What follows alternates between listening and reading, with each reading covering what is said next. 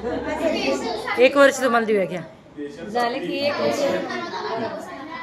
त्यामुळे कदाचित मी प्रिय असेल नसेल हे त्यांच्या जवळ आहे, तरी मी तुमच्यासाठी छोटंसं लिहून आणले की तेवढं वाचून दाखवा.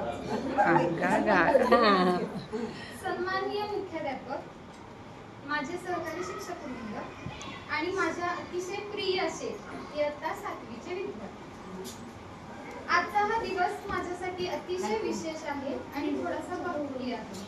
कारण हे वर्ष जे आपण एकत्र घालवलं, त्या एकत्र घालवलेल्या वर्षाचा हा टप्प्यावरचा हा शेवटचा दिवस आहे. पण केवळ हे वर्ष संपते, पण आपल्यातलं शिक्षक आणि विद्यार्थी हे नातं काय संपलेलं नाहीये. कधी मी आल्यापासून मला खूप जणांनी खूप जास्त त्रास दिला. मी कधी रागवले, मला कधी प्रेमानं समजावलं, पण प्रत्येक क्षणामागे माझा एकच हेतू होता, तो की तुम्हाला घडवायचं. कारण शिक्षक म्हणून ज्ञान सगळेच देतात आणि शिक्षक म्हणून घडवायचं, माणूसही घडवायचं माझं एक कर्तव्य आहे.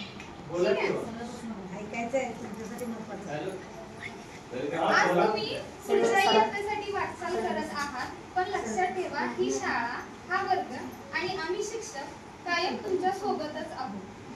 तुमच्या प्रत्येक यशाच्या क्षणी आमचे आशीर्वाद नेहमी तुमच्या पाठीशी कायम राहतील.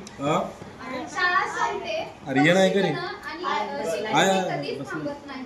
आता हे वाक्य तुम्ही मनावर कोरून ठेवा की शाळा संपते पण शिक्षण हे कधीच थांबत नाही.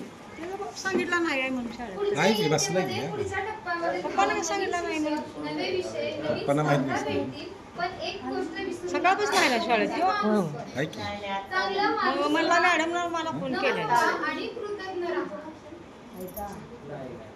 रस्ता बदलला तरी ध्येय एकच ठेवा, अडथळे आले तरी मनोबल वाढवा, पडलात तरी चालेल पण पुन्हा उठणं कधी संपू नका.